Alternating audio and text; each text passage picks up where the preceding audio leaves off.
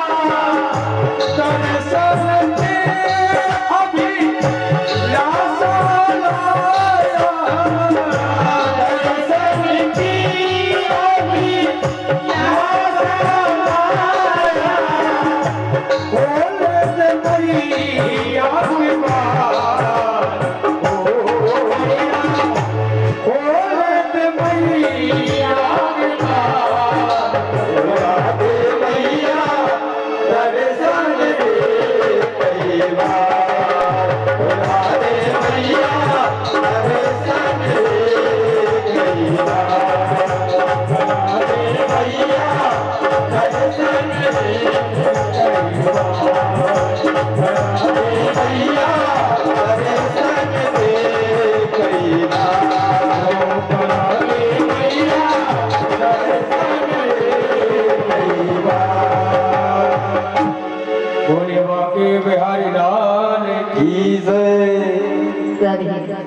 आज मैया के द्वार पर भोलेनाथ कहते मैया मुझको तेरे लाला के दर्शन चाहिए। मैया कहती है तो को बाबा दर्शन ना कराने वाली, चाहे कुछ हो जावे पर दर्शन ना कराऊंगी। मैया ने कहा बाबा तो को देख के मोको डर लग रहे हो और तू कहवे बाबा कि मैं अपने छोरा के दर्शन करा दूं। ना बाबा कभी ना कराऊं तो को मैं अपने छोरा के दर्शन। बाबा ने कहा देख भैया अगर तू अपने छोरा के दर्शन ना कराएगी तो योगियों की हटनाएं देखी तेरे द्वार पर धूनी लगा के रमा के बैठ जाऊंगा। कहने लगी तब भी ना कराऊंगी। कब मैया जब तेरा छोरा बड़ो रह जाएगा तब विवाह करेगी तब तो निकालेगी तब कर लू। मैया कहने लगी बाबा एक दरबार ना है मेरे महल में, एक द्वार नहीं अनेक द्वारे हैं। अगर मैं जा द्वार से ना निकालूंगी दूसरे द्वार से निकाल ले जाऊंगी, पर तो को अपने छोरा के दर्शन न कराऊंगी। जब नहीं कराऊंगी मैया को बोल। मैया हट पकड़ गई। बाबा ने कहा प्रभु अब मैया के दर्शन कराने वाली ना। कन्हैया मुस्कुरा रहे कहते हैं मैया से आज्ञा लेनी होगी तभी दर्शन हो। आज प्रभु कहते हैं मैया करा दे अपने छोरा के दर्शन। बाबा से कहा बाबा तुमको दान दे रही हूँ हीरे मोती जवाहरा सोना चांदी ले ले बाबा, पर दर्शन मेरे छोरा के मैं तो को ना कराने वाली हूँ। तू मत इतनी जिद पकड़, हट मत पकड़ बाबा। कहने लगी भैया अगर तो को हीरे मोती जवाहरा सोना चांदी चाहिए तो मोते ले ले, लेकिन तो अपने लाला के दर्शन करा दे। कहा कि दर्शन कराए थे।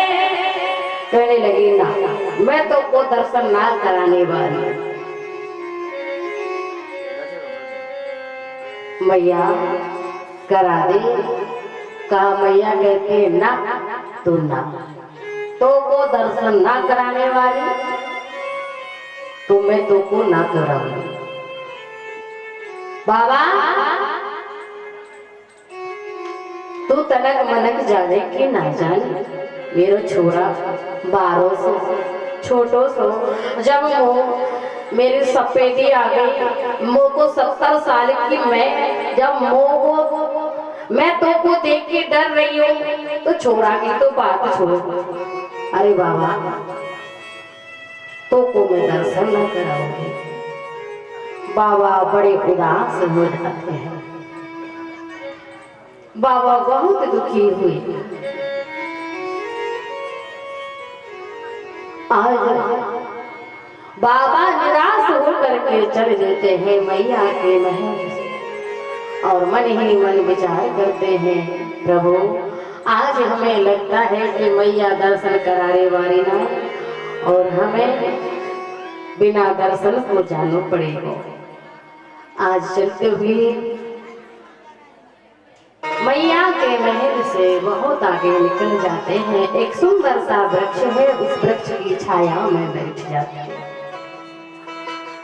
कहा कन्हैया आपके दर्शन नहीं होंगे गोविंद तो हमारे मन को शांति नहीं मिलेगी। प्रभु दर्शन करा दीजिए, कैसे ना कैसे दर्शन करा दीजिए, मैया को मना लीजिए। जब भोले बाबा निराश हुए, जैसे ही भोले बाबा निराश होते हैं तो कन्हैया ने रोना प्रारंभ कर दिया। गोविंद जोर जोर से रोने लगे, कन्हैया जोर जोर से रोने लगे। जब गोविंद रोते हैं तो मैया गले लगाती है, पाला में झुलाती है, कई प्रकार से प्रेम लाड़ प्यार ममता लुटाती है, लेकिन कन्हैया मानने वाले नहीं, रोते रोते हैं। एक दाई अम्मा आई, दाई अम्मा ने कहा, ताई यशोदा ये छोरा कितनो रो रहे हो, कहाँ गए हो? कहने लगी मैया, अरे दाई अम्मा वो को ना मालूम, जब तो खूब मनाऊ पर जी तनक भी ना माने, जब ते रोवे तो रोई भी रोवे। मैया ने कहा, दाई अम्मा ये लाला शांत ना है भे। कहा, दाई अम्मा कहने लगी, ऐसो तो ना है कहीं जाकर नजर लग गई हो? कहने लगी, सुबह से तो कोई ना आयो, अगर मेरी खुद की नजर लग गई हो तो ना कह सकूं। अच्छे से सोच, कहीं कोई आयो? यशोदा मैया कहने लगी, हाँ हाँ अजी दाई अम्मा आयो, और काकी एक बाबा आयो, एक जोगी आयो, और वो मोते कहवे कि तू अपने छोरा के दर्शन करा दे। बापू मैंने अपने छोरा के दर्शन ना कराए, और तब से ये रोवे तो मुंह को लगे कि जोगी बाबा कोई जादू टोना कर गए। आज कहा मोको लगी कि जादू टोना कर गए हो। सभी माताएं आई ब्रज की, कहने लगे बाबा कहाँ गए, कितनी दूरी पर गए हो, कितना समय हो गया? बोले समय ज्यादा ना भयो, पर बहुत आगे निकल गए हो। सारी माताएं ब्रज की दौड़ी दौड़ी जाती हैं, और जैसे ही बाबा ने देखा कि गोपियों का आगमन हो रहा है, ब्रज की माताएं मुझे लेने आ रही हैं, और भोलेनाथ तो दीन बंधु है, तो उन्हें तो हर बात ज्ञात है। भोले बाबा ने देखा और चिल्लाते हैं, हे योगी सुन तो सही योगी। भोले बाबा जाते हैं और वृक्ष के नीचे बैठ गए छत्र छाया में, और बैठ करके झूठ माट की धोनी लगा करके बैठ गए। कहने लगी बाबा से, बाबा मोको लगे कि तू हमारे छोरा पे कोई जादू टोना करायो, तासे तो को नंद भवन चलनो। बाबा ने कहा, जब गए हो तब तो मुंह को छोरा के दर्शन ना कराए, और अब कहे कि तू नंद भवन चल, वहां से ही आओ, अब तो मैं ना जाऊंगा। गोपियां के सभी ब्रज की जितनी भी माताएं सभी कहने लगे, ए बाबा एक बार तो चलो, चलो तो सही, हमारे छोरा को नजर लगी है, हमको लगे कि कोई तुमने जादू तो ना कर दे हो। बाबा जल्दी से चलो, मारो लाला रोबे रोबे। बाबा ने कहा, ऐसे थोड़ी ना जाएंगे हम, अब नहीं जाने वाले। बोले क्यों? बोले जब गए थे तब तो हमें छोरा के दर्शन ना कराए। चल योगी नंद भवन में, तू ही यशोदा माई बुलावे, बाकी लाला को नजर लगी, राइनों ने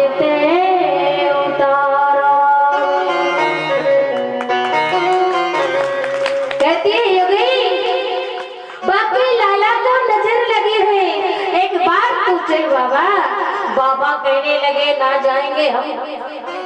बोले क्यों? अब बाबा ने विचार किया, जब अब हमें जाना तो है, और कन्हैया तब तक रोना बंद नहीं करेंगे, इसलिए चाहिए मैया दर्शन कराने वाली तो ना है, तो थोड़ा बहुत जब हम परेशान हो गए तो मैया को भी परेशान कर देंगे। कहने लगे चले तो जाएंगे, पर जब जाएंगे जब मैया अपने छोरा के दर्शन कराएगी। बोले दर्शन कराएगी।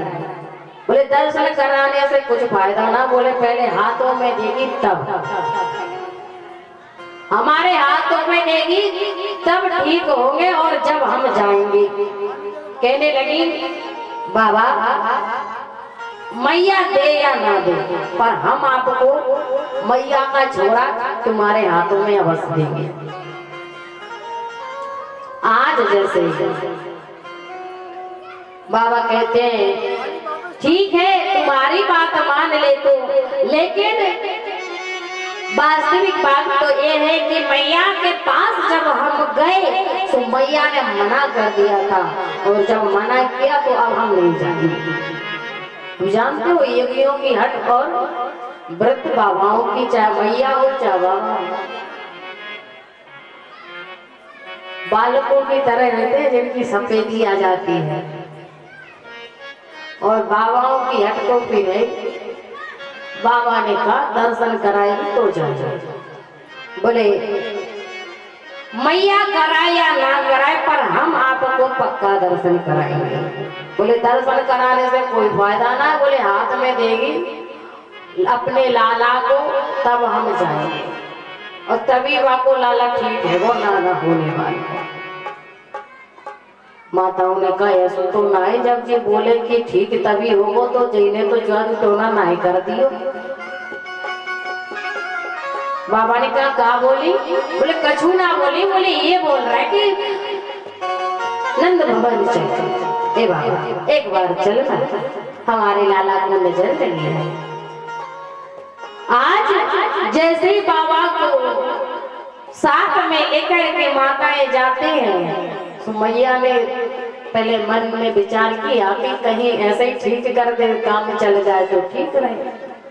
कन्हैया को सामने लिया और जैसे ही बाबा ने कन्हैया को हाथ में लेने के लिए कहते तो मैया पहले तो एक बार खूब लंबी सांस ले लेती, ऐसे तो नायक माया के राक्षस आ गए।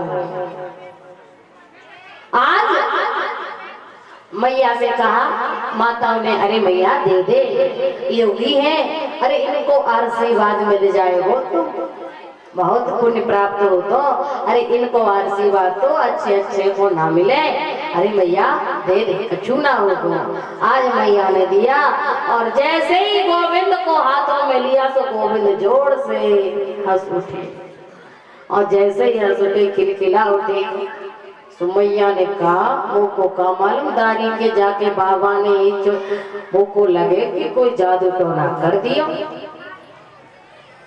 आज बाबा ने खूब प्रेम लाड़ लड़ाया, प्रभु के चरणों को झुका झुका के गले लगाते हैं, आंखों में से आंसू बह उठे, नेत्र सजग हो गए। आज मैया से कहा बाबा, कहने लगे कि अब हमको जाने की आज्ञा दो। तो मैया ने कहा नाना अब ना दूंगी जाने की आज्ञा, कि रहोगी नंदी भवन में ब्रज में बासो कीजिए, जब जब मोर लाला को रोबे तब तब दर्शन दीजिए। रहने योगी नंद भवन में आज यही रहे, जब जब मारो लाला रोबे तब तब दर्शन दीजिए, जब जब नजर लगे तो तब तब दर्शन दीजिए। बाबा ने कहा मैया हम योगी एक जगह थोड़ी ना बैठते हैं, हम एक जगह नहीं रहते, हमको कैलाश जाना पड़ेगा, और कैलाश ना जाएंगे तब तक कोई काम चलने वाला नहीं। बाबा ने कहा हमको जाना तो होगा। मैया ने कहा ठीक है बाबा, अगर तुम जाना चाह रहे हो तो चले जाओ, लेकिन दर्शन तब तब मेरा लाला रोए तब तब तुमको देना पड़ेगा। बाबा ने कहा मैया हम ना आ पाएंगे। तो मैया ने 4 कोनों में मंदिर बनवा दिया भोलेनाथ जी का, कि जब जब नजर लगे तो उस स्थान पे लिटा दूंगी, तो मेरा लाला की नजर दूर हो जाया करेगी और ठीक हो जाएंगे। आज श्री सुखदेव जी महाराज कहते हैं नंद गांव में नंदेश्वर महादेव, वृंदावन में गोपेश्वर महादेव और गोवर्धन में चकलेश्वर महादेव और मथुरा में भूदेवेश्वर महादेव। 4 जगह 4 मंदिर बनवाए कि जब नजर लगे तब अपने लाला को दर्शन कराने ले जाऊंगी। श्री सुखदेव जी महाराज कहते हैं, राजन परीक्षित, इस प्रकार से एक हंस का रूप धारण करके धेनुकासुर नाम का राक्षस का आगमन हुआ। तृणासुर का उद्धार किया, धेनुकासुर का उद्धार किया, सख्तासुर का उद्धार किया। आगे सभी ब्रजवासियों को डर लगने लगा कि कन्हैया के लिए एक से एक मायावी राक्षस भेजते हैं कंस, तो स्थान ही बदल देंगे तो यही उचित रहेगा। ब्रजवासियों ने स्थान जब बदला सो गोकुल को छोड़ करके मथुरा के पास जो वृंदावन है वह पावन भूमि वृंदावन में आगमन होता है। जैसे ही वृंदावन में आगमन हुआ और वृंदावन में रहने लगे, वृंदावन में रहते हैं कन्हैया रमण रेती में खेलते हैं। एक बार की बात, जब छोटे छोटे बालक जो होते हैं तो मिट्टी के घर बनाते हैं, लड्डू बना के एक दूसरे में देते हैं। इसी प्रकार सभी ग्वाल वाले छोटे छोटे खेल रहे, खेलते खेलते कन्हैया ने मिट्टी खा ली और मिट्टी खा ली तो ग्वाल वालों को मालूम नहीं था, पर सबसे पहले बोले किसने देखा, बोले बलराम जी ने। बलराम जी ने जैसे ही देखे कहा, कन्हैया तूने मिट्टी खाई? बोले बोले मिट्टी खाई? बोले और जैसे कहा तो और मुंह कहा कि मुंह खोल, और मुंह खोला। कहा कन्हैया तूने मिट्टी खाई? अभी जातो मैं मैया से कह तो। कन्हैया कहने लगे, ए भैया तुम भी कम ना है, अगर हम मिट्टी खावे तो तुम भी तो भांग को गोला खाओ, तुम हमारी शिकायत करोगे हम आपकी कर देंगे। इतने में ग्वाल वालों ने सुन लिया। बलराम जी ने कहा, देख भैया तू मेरी मत कहना, मैया से मैं तेरी ना कहूँगा। इतने में सुन लिया, ग्वाल वाल दौड़े दौड़े जाते हैं, कहते मैया तेरे लाला ने मिट्टी खाली है। आज मैया ने जैसे ही सुना दौड़ी दौड़ी आई और कन्हैया से कहा कि आग किया तो सारा ब्रह्मांड दिखाई दे गया, ब्रह्मांड दिखाई दे गया। मैया ने कहा तारी को जाको बेटा समझो, ये तो मेरो बाप निकलो, ये तो भगवान निकलो। मैं कितनी पगली की जाको मैं अपना बेटा समझूं। भगवान समझ गए कि मैया ने सब कुछ देख लिया, जान गई है मैया कि मैं मैया का बेटा नहीं, मैं भगवान हूँ। अगर मैया को सब मालूम पड़ गया तो मेरी लीलाएं अधूरी रह जाएंगी, मैं मैया का बेटा नहीं बन पाऊंगा, मैया बेटा नहीं मानेगी। सो कन्हैया ने योग माया से कहा कि हे योग माया, मेरी मैया ने जो कुछ देखा अभी सारा भुला दीजिए। एक माया ने अपने प्रभाव को डालते हुए सब कुछ भुला दिया मैया ने जो देखा। मैया श्री सुखदेव जी महाराज कहते हैं कि राजेंद्र, जब मैया उठती है तो मैया को लगा कि मैं सो कर उठी, और मैया ने जैसे कन्हैया को देखा और हृदय से लगा लिया। श्री सुखदेव जी महाराज कहते हैं, राजेंद्र परीक्षित, इस प्रकार प्रभु की बाल लीला। बोले एक बार की बात, कन्हैया बहुत छोटे थे, कन्हैया बहुत छोटे थे तो मैया माखन एक रूम में रहती थी। पहले इतनी गौ रहती थी, इतना दही माखन रहता था कि एक रूम अलग बनवाते थे उनके लिए, तो सब कुछ अलग रखा। सो कन्हैया एक बार गए, छोटे से थे कन्हैया, चोरी चोरी जाते हैं घुटमन घुटमन, और जैसे ही उस घर में घुसते हैं, माखन के घर में घुसे और जैसे देखा तो हांडियों में माखन ही माखन रखा, और जैसे ही देखा तो उठा के और खाया, और खा के जब खड़े हुए तो सामने में एक आईना, एक दर्पण लगा हुआ है, और जैसे देखा तो कन्हैया का स्वयं का प्रतिबिंब दिखाई दे गया है। सब कन्हैया का स्वयं का प्रतिबिंब दिखाई देता है। कन्हैया ने देखा, कहने लगे दारी के तू चोर, मुंह को लगे कि मैं ही चोर। तू चोर, मुंह को लगे कि मैं ही चोर, मैं ही चोरी करने आया हूं। आज स्वयं से बोल रहे हैं, बोले मुंह को लगे तुझा घर में रह खूब दही माखन खा गए, आज मैं तो पहली बार आया। बोले ठीक है। कन्हैया अपने स्वयं के प्रतिबिंब से बातें कर रहे हैं, स्वयं से बातें कर रहे हैं। और पहली बार दर्पण में स्वयं का शरीर दिख रहा है, स्वयं का प्रतिबिंब दिख रहा है, स्वयं का चेहरा दिख रहा है, स्वयं से बातें कर रहे हैं। तो कन्हैया को लगा कि ये एक और चोर है मेरे साथ। कन्हैया कहते हैं देख तू भी माखन खावे और मैं भी